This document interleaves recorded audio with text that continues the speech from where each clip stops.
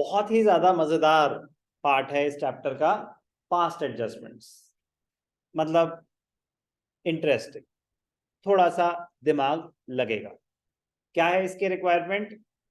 पहली बात तो आपको पीएनएल अप्रोप्रिएशन का फॉर्मेट अच्छे से आना चाहिए, कैपिटल अकाउंट का फॉर्मेट आना चाहिए, कौन सी चीज कहाँ आती है ये पता होना चाहिए, डेबिट क्रेडिट एंड कैलकुलेशंस पता होनी चाहिए। तो बेसिकली जो इससे पहले का कॉन्सेप्ट है वो अच्छे से आना चाहिए, वो इसकी बेसिक रिक्वायरमेंट है। वो आता है तो 80-90% काम हो चुका है, 80-90% काम हो चुका है अगर वो आता है तो, क्योंकि क्या है, पास्ट एडजस्टमेंट्स है। बस एक एग्जांपल दे रहा हूं कि 11th में एक चैप्टर था रेक्टिफिकेशन ऑफ एरर्स।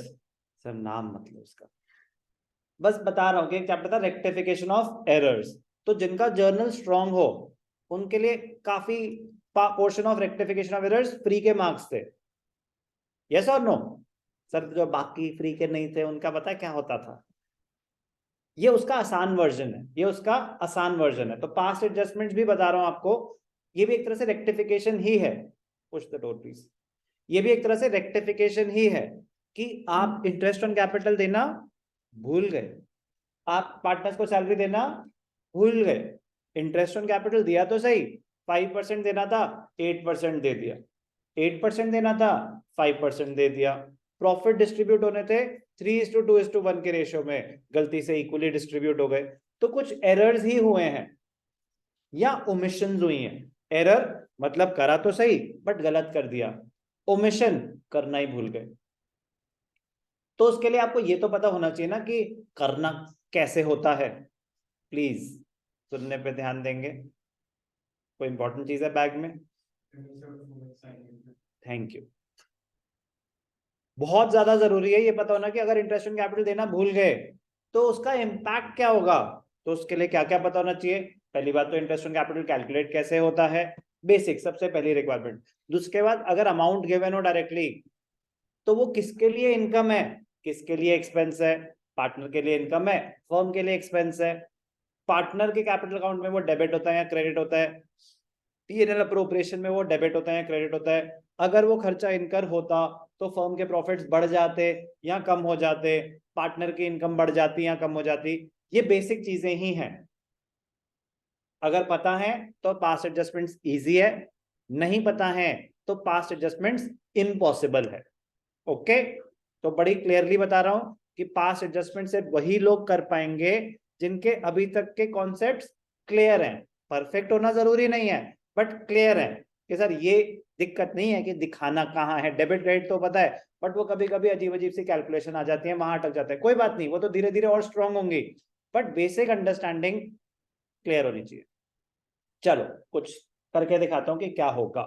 तो पास्ट एडजस्टमेंट्स पीछे की कोई चीज जो सही नहीं हुई उसको ठीक करने के लिए बोल रहे हैं। तो ध्यान से देखना, मतलब बुक्स क्लोज हो चुकी हैं, प्रॉफिट्स डिस्ट्रीब्यूट हो चुके हैं, तब हमने नोटिस करा कि ओहो ये तो गलती हो गई, अब क्या करें? तो कह रहा है पहले तो आप कैलकुलेशन करो कि गलती हुई क्या, क्योंकि अब बुक्स रीओपन नहीं हो सकती, बुक्स क्लोज हो चुकी हैं, बुक्स रीओपन नहीं हो सकती। तो आप अपनी वर्किंग करो कि क्या गलती हुई, उसकी वजह से क्या इंपैक्ट हुआ। किसी को पैसे कम मिल गए होंगे, किसी को पैसे ज्यादा मिल गए होंगे, कोई भी गलती हो उसका इंपैक्ट यही होगा, किसी को पैसे ज्यादा मिल गए, किसी को पैसे कम मिल गए। तो सारी कैलकुलेशन करके एक सिंगल एडजस्टमेंट एंट्री पास करो कि क्या होने चाहिए। जिसको ज्यादा मिल गए उससे पैसे ले लो, जिसको कम मिल गए उसको दे दो। तो अगर पार्टनर को पैसे मिलेंगे, अगर पार्टनर को पैसे मिलेंगे, अभी एडजस्टमेंट एंट्री में कह रहे हैं पार्टनर को पैसे दो, तो पार्टनर को डेबिट करेंगे या क्रेडिट करेंगे? अगर पार्टनर को कुछ पैसे मिल रहे हैं तो उसको डेबिट करेंगे या क्रेडिट? पार्टनर की बात हो रही है कि पार्टनर को 10,000 रुपए दे दो, तो पार्टनर को क्रेडिट करने के लिए बोल रहे हैं या पार्टनर को डेबिट? क्रेडिट। ये सब बेसिक चीजें पता होनी चाहिए। तो increase in capital is credited. Partner से ले लो तो उसको डेबिट कर दो। तो पार्टनर को जो जो पैसे मिलते हैं वो उसके कैपिटल को क्रेडिट कर दिए जाते हैं, पार्टनर से जो जो पैसे रिकवर करे जाते हैं, जो जो चार्ज करे जाते हैं वो उसको डेबिट कर दिए। तो ये सब बातें पता होनी चाहिए, नहीं पता तो प्लीज बोल देना कि सर ये डेबिट क्यों करा, ये क्रेडिट क्यों किया। कभी 2-2 मिनट की एक्सप्लेनेशन होती है, बट क्योंकि पूछते नहीं है इसलिए पता नहीं होती। इसमें बहुत बार क्या होता है कि आपने पूरा क्वेश्चन सही करा, एंड में एंट्री उल्टी पास कर दी, जिसको डेबिट करना था क्रेडिट कर दिया, जिसको क्रेडिट करना था डेबिट कर दिया। जीरो मिलेंगे, जीरो मिलेंगे। क्यों? क्वेश्चन की रिक्वायरमेंट क्या है? पास द नेसेसरी एडजस्टमेंट एंट्री। बाकी जो भी आप वर्किंग कर रहे हो वो तो आपकी वर्किंग है, वो तो आपकी रिक्वायरमेंट है, वो वहां तक पहुंचने के लिए। बट क्वेश्चन की रिक्वायरमेंट क्या थी? पास द एडजस्टमेंट एंट्री। तो अगर उसमें एक भी एरर हुआ तो वो जीरो दे सकते हैं। प्लीज सुनने पे ध्यान देंगे, सिर्फ और सिर्फ सुनने पे ध्यान देंगे। पेन नहीं, कुछ भी यूज नहीं होगा अगले आधे घंटे के लिए। एक बार समझ आ गया तो मैं आपको बता रहा हूं कि पास एडजस्टमेंट फ्री के मार्क्स हैं, क्योंकि कुछ भी नया नहीं है। अगर समझ आ गया कि क्या करना है तो ध्यान से देखेंगे।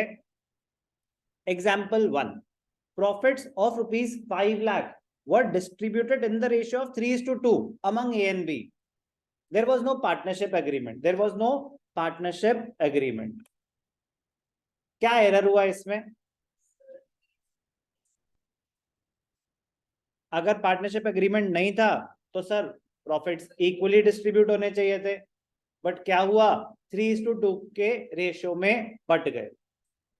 तो क्वेश्चन की रिक्वायरमेंट क्या है? पास द नेसेसरी एडजस्टमेंट एंट्री। वो मैं नहीं भी लिख रहा ना तो वो ऑब्वियस सी बात है कि क्वेश्चन की रिक्वायरमेंट क्या है? पास द नेसेसरी एडजस्टमेंट एंट्री। ठीक है, अब ध्यान से देखना फॉर्मेट। उन्होंने तो बोला पास द नेसेसरी एडजस्टमेंट एंट्री, तो उसके लिए क्या है? उसके लिए तो आपको जर्नल एंट्री पास करनी है, बट पहुंचने के लिए कि गलती हुई क्या? गलती से बताया तो 1:1 में बांटने थे, 3:2 में बांट दिए। अरे भाई अमाउंट वाइज बताओ ना कि किसको पैसे कम मिल गए, किसको पैसे ज्यादा मिल गए। तो जो हम बना रहे हैं ये वर्किंग नोट होता है आपका। क्या होता है ये आपका? Working note. इसको एनालिसिस टेबल भी बोलते हैं और इसको statement showing adjustment of profits भी बोलते हैं। Statement showing adjustment of profits ज्यादा कॉमन नेम है, आप यूज कर सकते हैं। अब इस फॉर्मेट को बनाने के बहुत अलग अलग तरीके होते हैं, तो प्लीज अंडरस्टैंड करना कि हो क्या रहा है। चाहे आप सिंगल कॉलम बना रहे हो, चाहे आप प्लस माइनस कर रहे हो, चाहे आप ऐसे डबल कॉलम बना रहे हो। डबल सर ये तो इतने सारे कॉलम है, ये डबल ही है। पार्टनर्स ए और बी हैं, तो एक कॉलम हो गया ए का, एक हो गया बी का, एक हो गया फर्म का। तो जो फर्म का है वो और कुछ नहीं, आपका पीएनएल अप्रोप्रिएशन अकाउंट की समरी होती है। जो ये फर्म का कॉलम है वो पीएनएल अप्रोप्रिएशन की समरी है। जो ए और बी है ये ए और बी के कैपिटल की समरी है। ओके, ठंड लगेगी बोल देना, ठीक है ना, शर्माना नहीं। हो क्या रहा है? कह रहा प्रॉफिट हमने 3:2 में बांट दिया, और बांटना किस रेशियो में चाहिए था? 1:1।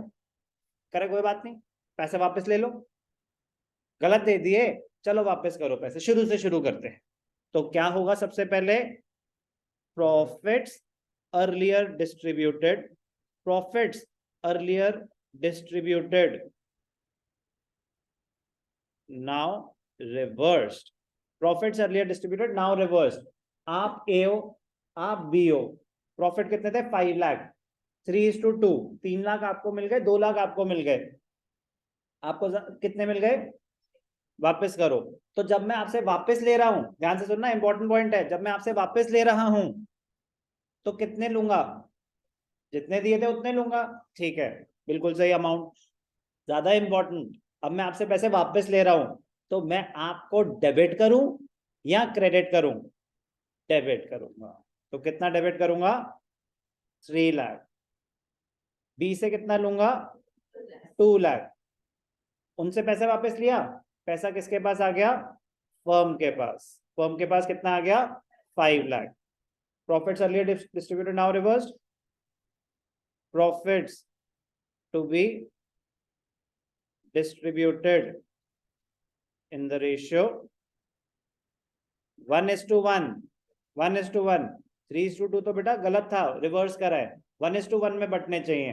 तो कितना है? 5 लाख। कितना मिलेगा ए को? ए को मिलेगा तो उसको डेबिट करें या क्रेडिट? क्रेडिट। ए को कर दिया क्रेडिट, बी को कर दिया क्रेडिट। फर्म का डेबिट है, PNL appropriation debited to A to B, तो फर्म से लिए पैसे, तो फर्म को कर दिया डेबिट। यहां तक कोई डाउट? अब ध्यान से देखना बेटा, बहुत ही इंपॉर्टेंट पॉइंट, क्लोजिंग। किसको क्लोज कैसे करना है, बहुत ज्यादा इंपॉर्टेंट है, ध्यान से देखेंगे। अब ध्यान से देखना, और तो कोई ट्रांजैक्शन नहीं है, तो इसको क्लोज करेंगे। ए को क्लोज करा 3 लाख, बी का आया ए का ही डेबिट्स 3 लाख, क्रेडिट्स 250, बी, ये डबल लाइन होते हैं क्लोजिंग के लिए, debits credits, firm debits credits, तो फर्म के पास तो कुछ नहीं, कोई बैलेंस नहीं बचा। अब ध्यान से देखना, बहुत ज्यादा इंपॉर्टेंट पॉइंट है। ए, रितिका आप बताएंगे बेटा, ए का कैपिटल अकाउंट है, ये एक तरह से क्या है, ये ए के कैपिटल अकाउंट की समरी है। डेबिट्स हैं 3 लाख, क्रेडिट्स हैं 2,50,000, तो ए का डेबिट बैलेंस आएगा या क्रेडिट बैलेंस? हो सकता है डेबिट बैलेंस, डेबिट बैलेंस।